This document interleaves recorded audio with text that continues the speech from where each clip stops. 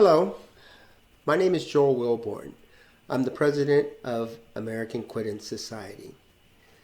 And I want to thank you for tuning in to this video. And hopefully we'll be able to work together to reduce recidivism and to reduce crime. In this video, I'm outlining 3 different proposals that I have that should make our community safer and help reduce our prisons and keep people from wanting or needing to commit a crime. And that should give us all an opportunity to work together, to understand each other, and to become a better community and a better neighborhood so that people will want to commingle and work together to make improvements to our livelihood. So once again, thank you for tuning in, and hopefully you'll be able to join our cause.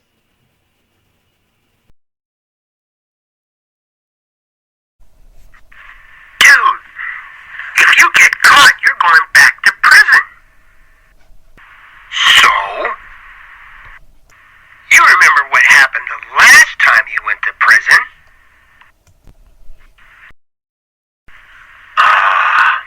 Beautiful memories. As you know, prisons aren't the lap of luxury. They're really not a good place to be, and I don't think anybody wants to grow up and spend the rest of their life in prison. Yet, there are people, despite what we do, keep going back. And my personal conversations with them, it shows that when they're in prison, nothing really changes except they're locked in one spot. Now, during the pandemic, we were all pretty much confined to our homes and limited on where we could go, which was very close to what a prison is. And even though we were free during that time and weren't subjected to all of the rules and treatment and stuff that people who are locked inside a prison go through, we weren't too happy being forced to stay home. So when you consider that, and you compare that to what these folks go through, they were going through the pandemic as well. They had to stay in cells, they had to wear masks, and they weren't able to visit any of their loved ones, personal contact. So the fact that they're in prison and the fact that they had this pandemic going on didn't make things any better. Yet, in order to make prison a place where folks do not want to go, there has to be some changes, and not complete changes. It's just that right now we're just a little bit too lax. And if we want to make necessary changes to improve the chance of reducing recidivism,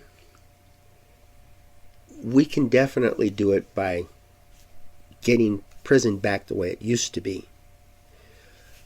Now, I know about 100 years ago in this area, people were going to jail because it was a place to get free room and board.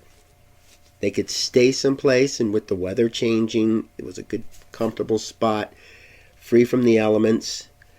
And this judge discovered that and decided, no, this is not what I want. I don't want people breaking laws so they can go to jail and live in this comfort area. So he changed his sentencing so that when people went to jail, they had to do work on a rock quarry. And that reduced the jail population, because a lot of these folks that went to jail just for the free room and board and to relax suddenly had to go out and work in a rock quarry. So the judge did a really good thing, reduced the prison population, and of course, in order to go to, well, the jail population, and in order to go to jail, you needed to break the law. And crime rate naturally reduced. Maybe not by much, but it was quite effective. And if we look at our prisons, and a person goes there and has to work on work detail like that, I'm sure they won't look at it as a easy place to go for medical, food, place to stay. They'll see that if I get caught and go to prison, I'm going to be working. Now, every prison across the globe has a set of rules. They have policies, and they also have their laws that they have to follow. Now, let's just say you get convicted of a crime and you get sent to prison. When you walk through the doors, you're thinking, oh my goodness, I'm stuck in here. I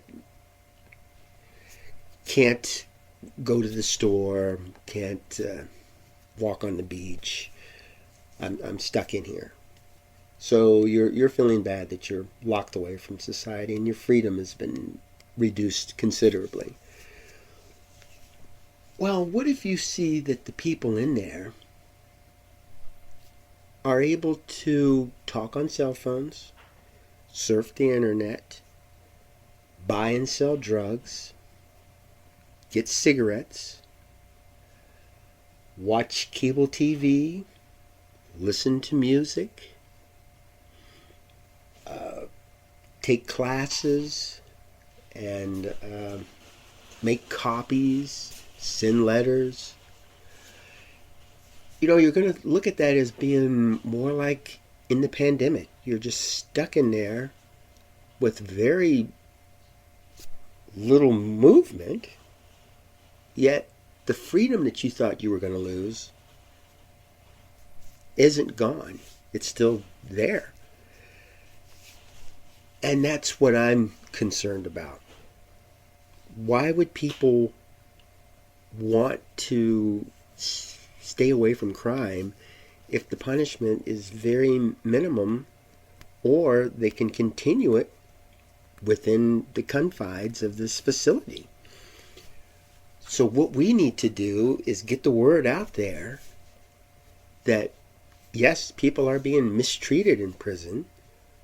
They're being beaten up. They're committing suicide. Some of them are being killed. And they're using drugs, selling drugs.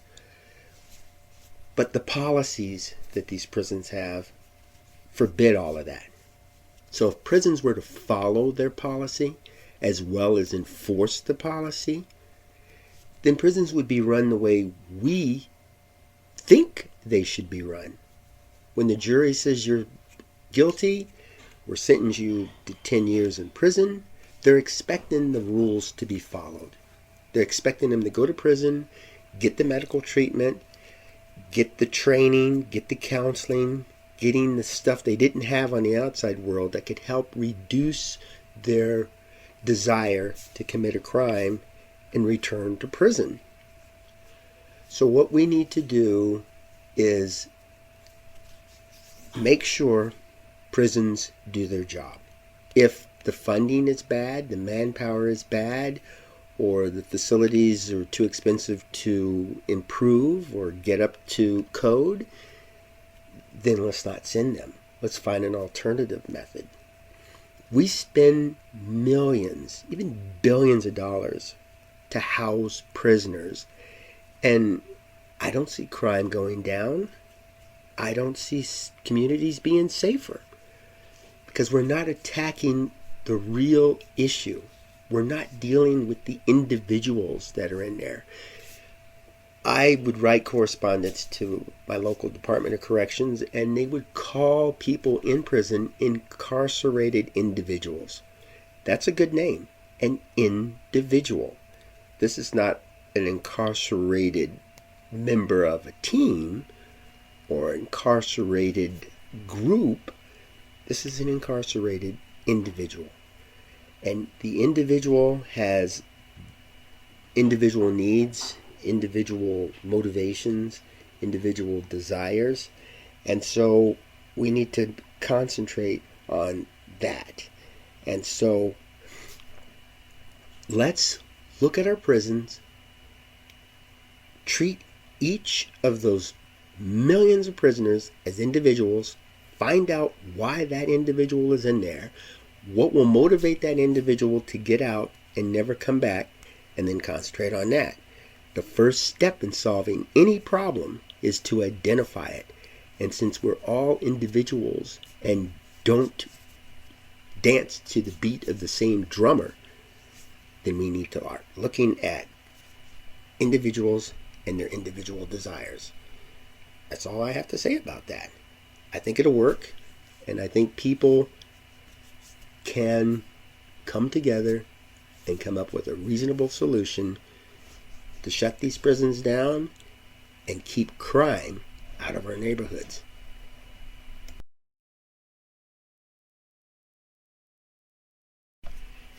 As a society, we tend to group people that are in prison into two different categories.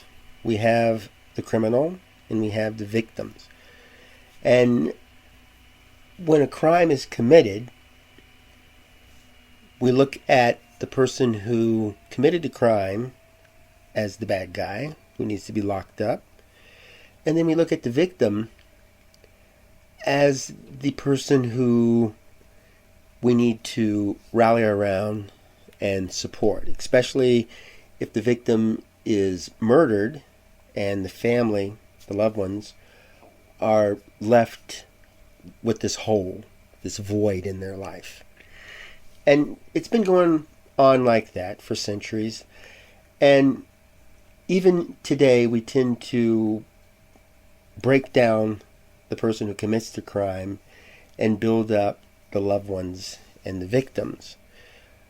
And that works. It's been working for a very long time. It's just that crime continues and prisons continue to take people in.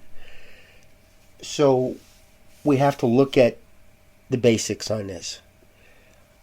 I go beyond that. I say that there's the crime, which is the evil tendencies, the desire, the greed, all those little 7 deadly sins. I see the crime, and then I see victims. And the people we lock up in prison are victims, just like the people that are in society that lose their car or lose their life or lose their home or their livelihood because they're victims of crime. Let's break it down in another way. The criminal falls victim to these criminal tendencies, gets caught, and then in our desire to seek revenge, which is a criminal tendency, we want to lock this person up for longer than they need to be in there. We don't want to show any compassion. We don't want to help this person get back out, and we certainly don't want to learn anything from this person. This person is vile and has no business being amongst us. Yet we're the ones who are showing this person this is how we want to treat people. And if this person comes out and says, I'm angry at society, I'm angry at the way I've been treated, I'm going to get back at them by committing a series of crimes, then what kind of message are we showing them? That, yes, that's what we want because you committed all these crimes and we're going to do what you did to us. And we're going to do it to you. Murder and a murderer isn't going to end all murders, and it isn't going to make the world a safer place. But if we were to understand the criminal tendencies, understand why people do these things, and work on that, we could reduce crime in a major way. One of the things I do with my nonprofit, with American Quittance Society, is promote supportive relationships. When I was in law enforcement, I believed that we needed to do an investigation, gather evidence, take them to trial, and lock them away. I was just like a lot of other people. They needed to be there. But as I talk to people and get to know them, I realize there's more to it than that. It's not that simple. And I can't look at any situation out there as just being cut and dry. Catch them, lock them up. So supportive relationships can help a person to heal, help a person to grow, help a person to reach his or her potential. And it's nice to know that when you're in a bad situation or things don't go the way you would like and you're feeling alone and neglected and just want to lash out, that there's people out there who can come to your aid, who can help you out. And it's not a perfect situation, but when you talk to somebody who commits a crime, was just mistreated growing up, reaching out, looking for a parent who's not there, looking for a friend who's not there, or just going down to a community center for assistance and can't get it. It drives them over the edge in many cases. So we don't just have victims who were attacked or had items taken from them. We have a victim that their crime, the crime that was committed against them, grew along the years until it culminated into a criminal tendency. And when people get locked up, yes, we're locking up the person who actually performed the act, but what about their loved ones? What about the people left out here who have to pay for phone calls, pay for messages, who have to buy items so that their loved one could survive in there, who have to live without this loved one? When people go into a store to commit a crime, I don't think in their mind they're thinking, I'm really going to hurt the people who care about me. I'm really going to hurt my family. My children aren't going to have a parent there during difficult times. They're just thinking about themselves. They're thinking about what it is they want. And yeah, we hear the stories about, I stole bread because my family's hungry. It's because they don't think there's anything else out there. There's always another side. It's like they say, every dark cloud has a silver lining. There's always something out there that you can do that's not criminal. And I found myself teaching it to a lot of people I work with after they get out of prison. It's like, I can't do this. I need to go out and commit a crime. I need to sell drugs. And I have to sit down with them. And it takes a while to let them know that there are other ways. There's people out there who get a second job. Of course, they don't want to do that. But, it teaches the kids, it teaches the family, it teaches the community. These people are responsible. And we have a lot of respect for responsible people, people who take their own actions and hold themselves accountable for them. So we don't want to degrade supportive relationships. I think every prison out there should promote family and friends talking with them. Yeah, there's a few that commit crimes with them and they'll continue doing that. But if we have a prison that's monitoring this because we know who's going in and who's going out. We know about the phone calls. We know about the message. Everything can be monitored and tracked. And if they do their job and follow this, there shouldn't be that much privacy going in and out of the prison. Then we can catch them doing the wrong things with the wrong people. But we also need to realize that visiting, phone calls, e-messages, letters, these are helpful to the loved ones left on the outside. They're victims as well. And they could sit down with their loved one in prison and say, "You dummy. Look what you did. Look what you did to the family by committing this crime." And I think that would have more of an impact on them than locking them up forever. So we're all victims. And those that just hit it the most, that get the worst out of it, are locked up in prison. Let's not treat them any differently than we would treat ourselves in the same situation. Would we want people to condemn us, to chastise us? Was society's rejection and criticism of them what caused their life of crime? We can find out what makes a person fall, and then we can help move those obstacles out of the way. Only the person who's committing these crimes can make the final change, but we can at least give them the opportunity. So I think in order to help us better understand crime and the victims, we need to get out and communicate and work with folks. Picture this. You hire an attorney and you agree to pay $200 an hour. So for 1 hour you're sitting with this attorney, and then you're handed the bill and the session is over and you go to make your payment. For 1 hour you did nothing. You paid $200 for nothing. Now hopefully you're thinking, what a waste of time and resources and money. I got nothing for the $200 for that hour, except a high cost for an attorney. Well, I hope you can apply that to the prison as well. We convict these people and we stick them in a warehouse.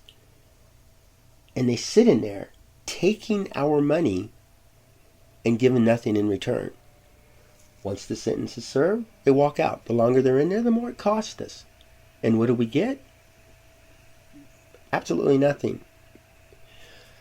And yeah, this person isn't out committing a crime, but there's other people that's taken the place. Crime still goes on. And when I talk to people that are in prison, I say, "Are you going to get out and commit this crime?" And 99% of them say no. They're not going to get out and do the same crime. I talked to Mary Ann Atkins, and I said, "You're locked away for 19 years. I don't think you're going to get out and commit murder." And she was saying, "No, I don't plan on doing anything like that. As a matter of fact, if anybody attacks me, I'm just going to give in because I don't want to go back to prison. I don't want to go through this again." Now, of course, I'm working with her because that's not the type of attitude that we want. And the more she learns about her situation, the better she becomes. And she's willing to share her experiences with others. That's why she does an interview on YouTube. Because she wants to help with the reduction of crime and to keep people off the street. I'm trying to get our money's worth out of her. 19 years is a very long time. So let's just kind of break it down like this. Let's say we lock a person up and we're paying this person. We'll pay this person $15 an hour. Now, in a 24-hour day, most likely we're asleep for 8. So that leaves 16 hours that were roaming around. Alexa, what's 16 times 15? 16 times 15 is 240.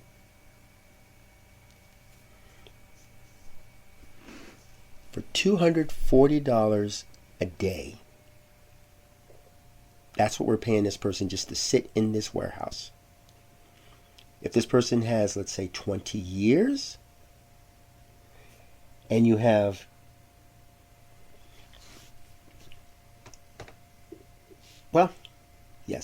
$240 a day. So, Alexa, what's 365 times 240? 365 times 240 is 87,600.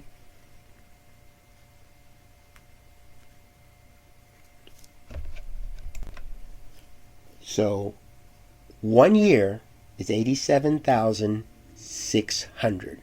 We are paying $87,600 for this person to sit in prison. Now for 20 years, what do you think that is? Alexa, what is 87,600 times 20? 87,600 times 20 is 1,752,000. All right, there you go. That's where your money's going. That's close to $2 million a year to keep a person sitting in prison for 20 years. Now, of course, real life statistics could raise that figure, could lower that figure. There are medical treatments. There are people who get assaulted or who have reactions to drugs, illegal drugs, contraband drugs. And there are people who are just kind of emotionally distraught, traumatized. So prison, just being in there, has an effect on these folks. So you have staff that has to take care of them, and you have the community, which is concerned that they could be put back out early or something. If we have a team working with the individuals, that $2 million could be wisely used. You know, there's people out there that are looking for a good mentor. We need mentors. And when I talk to Melinda and Doreen, they're on the YouTube videos as well, they're saying that getting out, you're just kind of lost. So if these people walk out and there's somebody there to guide them, to help teach them stuff, that's helpful. That will go a long way for them.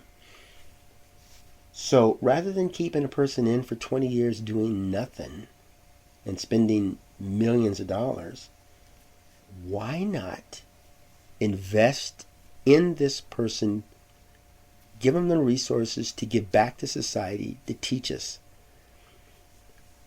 We are different from the animals of the planet because we teach and we learn.